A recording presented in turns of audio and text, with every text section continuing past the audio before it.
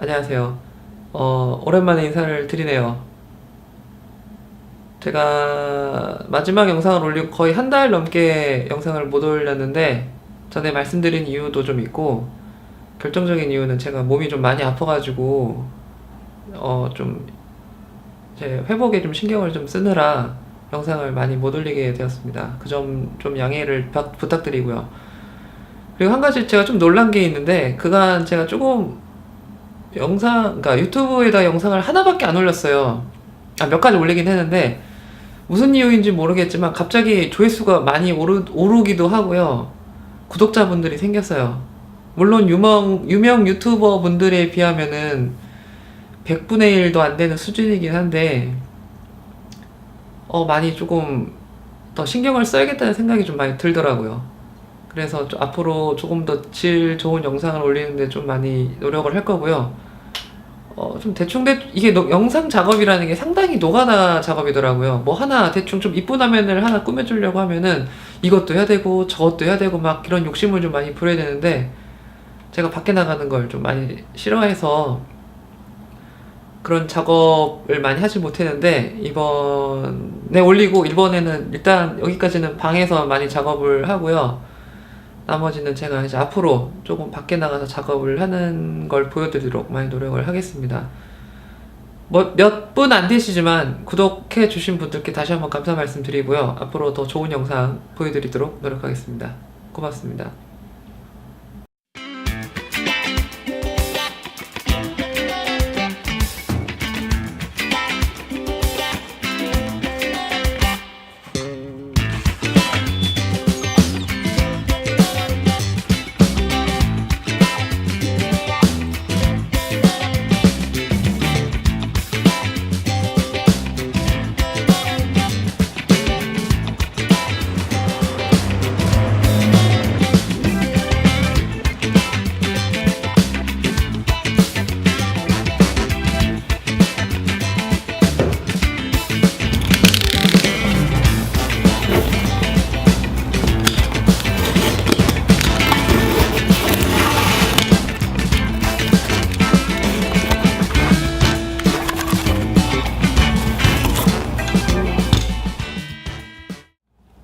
안녕하세요. 오랜만에 인사를 드리는 것 같네요.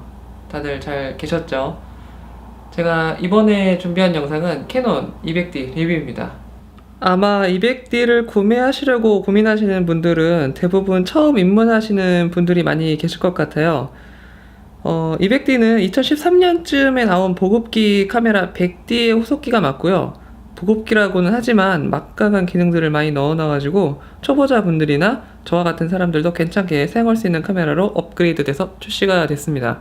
제가 구입한 지도 좀 됐고요. 한 10일 정도 사용을 해봤어요. 제가 이거 사용을 좀 해보면서 느꼈던 장단점에 대해서 제가 몇 가지 소개를 해드리도록 해보겠습니다.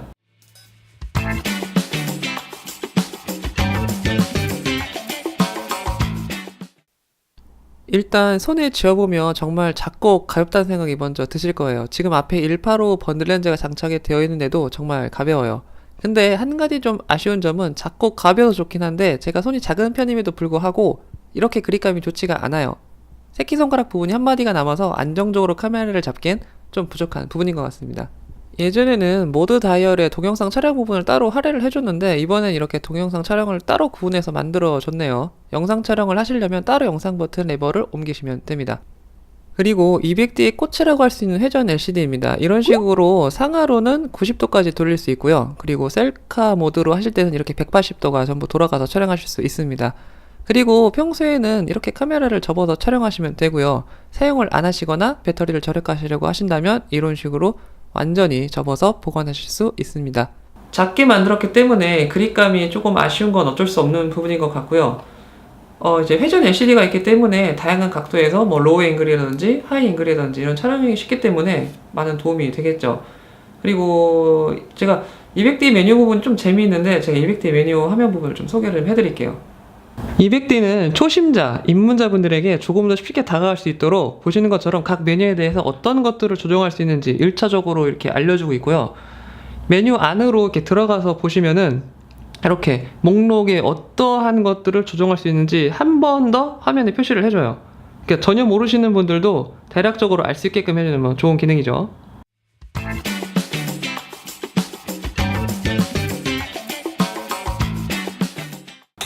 이제 카메라 성능에 대해서 좀 얘기를 해볼까 하는데요.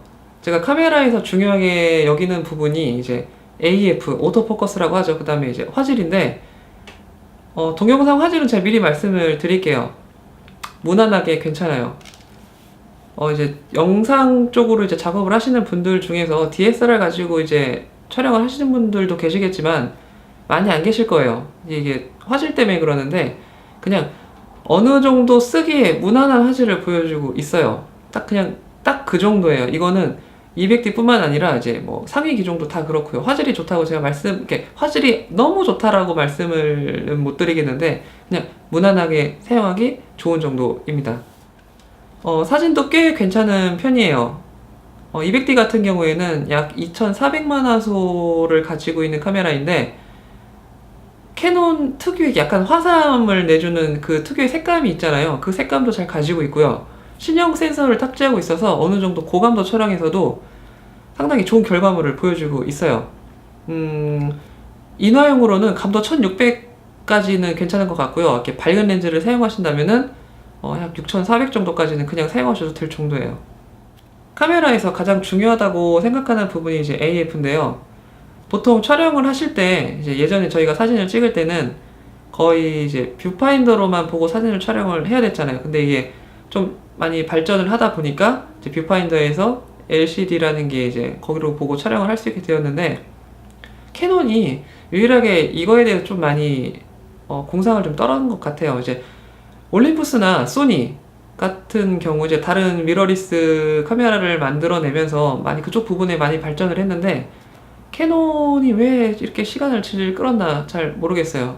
근데 물론 나온 것 자체는 지금 타사 미러리스 카메라와 비슷한 정도의 이제 뭐 기술력을 가지고 있는데, 왜 이걸 미리 탑재를 안 했을까라는 조금 아쉬움이 남네요. 200D도 마찬가지로 두 가지 방법으로 촬영을 할 수 있어요. 이제 뷰파인더를 보거나 LCD를 보거나 이렇게 두 가지 방법으로 촬영을 할 수 있는데, 아마 근데 200D를 구매하시려는 분들 대다수 분들이 사진 촬영용으로 이 카메라를 많이 구매를 하실 것 같아요. 그래서 제가 드리는 말씀이 하나가 있는데, 뷰파인더를 보고 촬영을 하실 거라면은 그 포커스, 초점 영역을 중앙으로만 놓고 촬영을 하시는 게 좋아요. 다른 부분에다가 포커스를 놓고 촬영을 하시면은 아마 핀이 많이 나간 사진을 많이 보실 수 있으실 것 같아요. 그러니까 중앙에다만 놓고 촬영을 하시고요. 굳이 이제 좀 구도를 변경해서 촬영을 하고 싶으시면 중앙에다 놓고 이제 포커스를 맞춘 다음에 구도를 조금 변경을 해서 촬영하시는 게 좋아요. 이제 두 번째로 LCD를 보고 촬영을 하는 건데요. 저는 차라리 뷰파인더를 보는 것보다 그 LCD, 그러니까 라이브 뷰를 통해서 촬영하시는 게 더 좋을 것 같다고 말씀을 드려요. 일단 그러니까 뷰파인더를 보고 촬영을 할 경우에는 초점 영역을 바꾸고 싶으면은 초점 영역 바꿔주는 버튼을 누르고 다이얼 같은 뭐 버튼을 눌러주고 초점 영역을 바꿔야 되는데, 라이브 뷰로 촬영을 하시면은 그냥 화면에 터치만 하면 돼요. 그리고 화면 80% 정도가 거의 AF 영역이기 때문에 그냥 되게 더 손쉽게 A4 포인트를 영역에, 그러니까 9개의 포인트가 있잖아요. 뷰파인더는 그거에 상관없이 그냥 찍기만 하면은 바로 포커스를 잡아주니까 상당히 편리한 것도 있고요. 그리고 서보 AF도 같이 적용이 되기 때문에 더 빠르게 사진을 찍으실 수 있는데 도움이 많이 될 것 같습니다.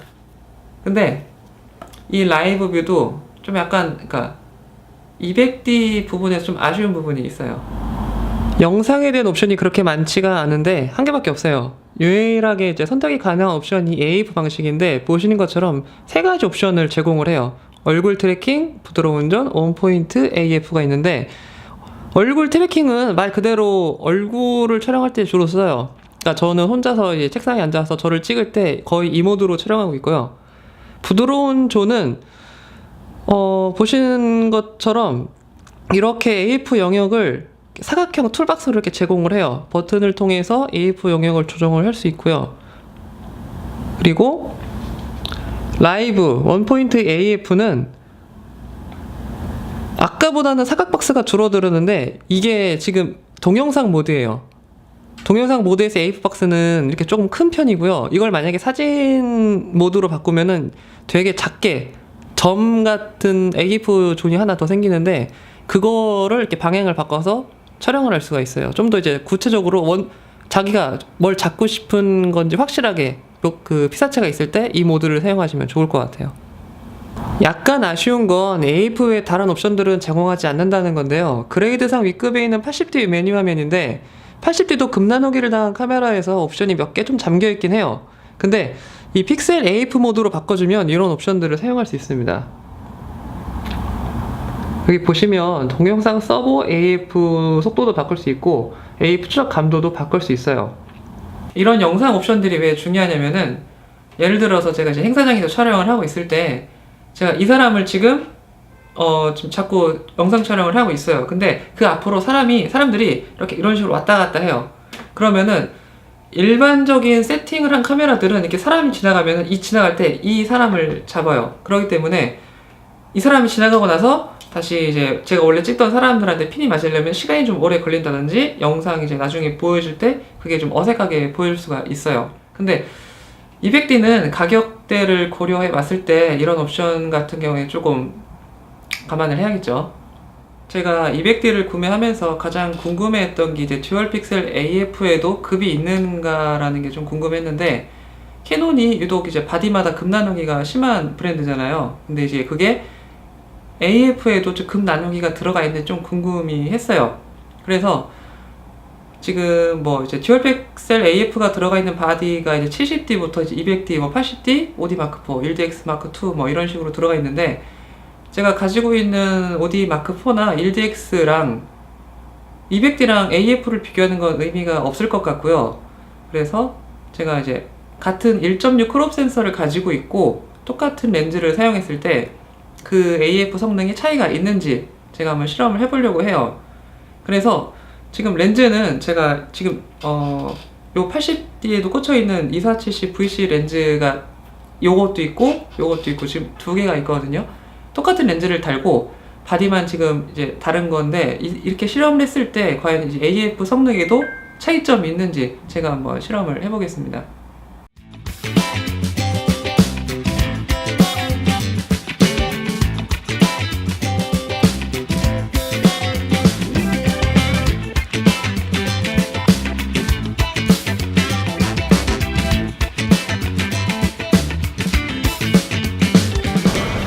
이제 곧 세팅을 하고 촬영을 할 건데, 감도도 똑같고 셔터 스피드도 똑같고 화각은 대략적으로 맞췄어요. 딱 50mm 정도로 맞췄고요.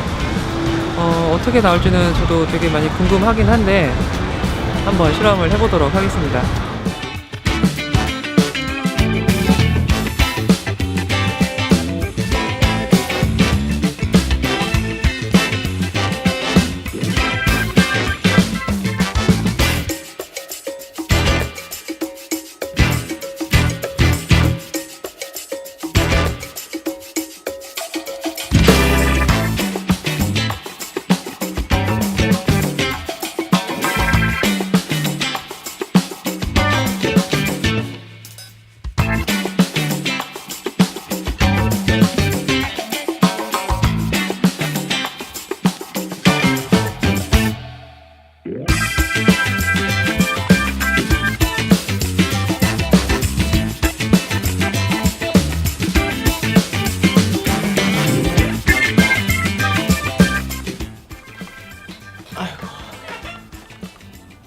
어떻게 영상 잘 보셨나요? 제가 좌우에다가 밑에 어떤 카메라인지 그 기종을 써놨는데, 제가 처음에 이 기종을 써놓지 않으려고 했어요. 한번 맞춰보시라고.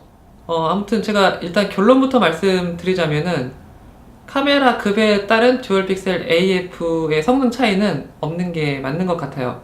제 주관적인 생각인데, 약간의 세팅의 차이는 있어요. 이게 무슨 말이냐면은, 아까 제가 말씀드린 80D 같은 경우에는 영상 세팅이 있잖아요. 추적 감도나 AF 속도를 조정을 할 수가 있는데, 200D는 그 AF 성능 세팅이 약간 마이너스로 되어 있는 것 같아요.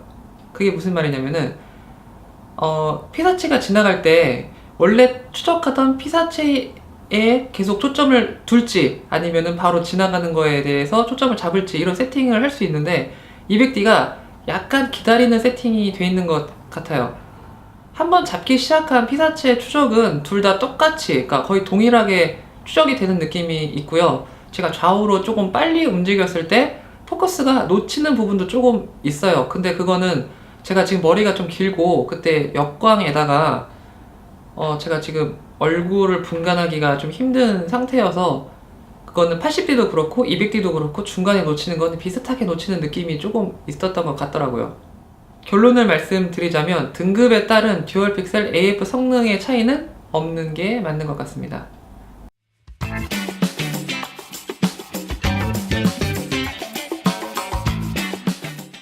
이제 좀 정리를 해서 카메라에 대한 제 생각을 좀 말씀을 드려야 될 것 같은데, 꽤 괜찮은 카메라예요. 영상이나 사진 어느 쪽에서도 충분히 다 활용하실 수 있는 카메라고요.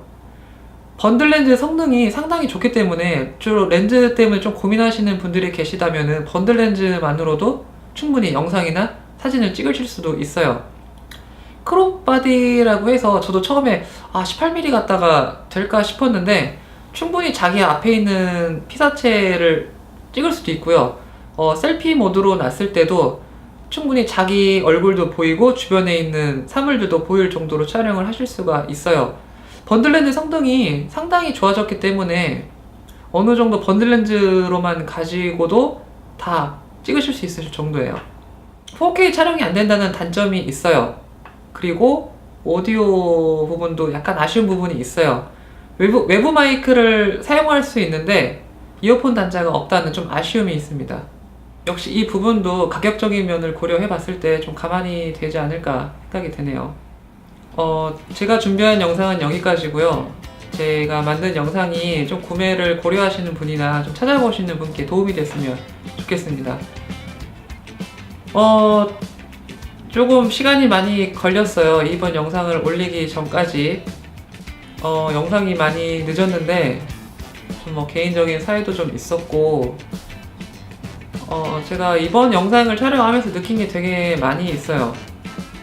처음에는 제가 좀 많이 즉흥적으로 촬영을 하는 편이었는데 그렇게 하다 보니까 못 쓰는 영상들도 많이 나오더라고요. 그래서 이번에 영상을 찍으면서 조금 적어보기도 하고 어떤 걸 어떻게 찍어보자라는 계획서 같은 것도 한번 이렇게 준비도 해보고 촬영을 했어요. 그러다 보니까 저번보다는 좀 나은 것 같더라고요. 막 못 쓰는 영상도 많이 줄어들었고 어떻게 하면 또 정보 전달을 좀 더 쉽게 하려고 생각도 해보고요.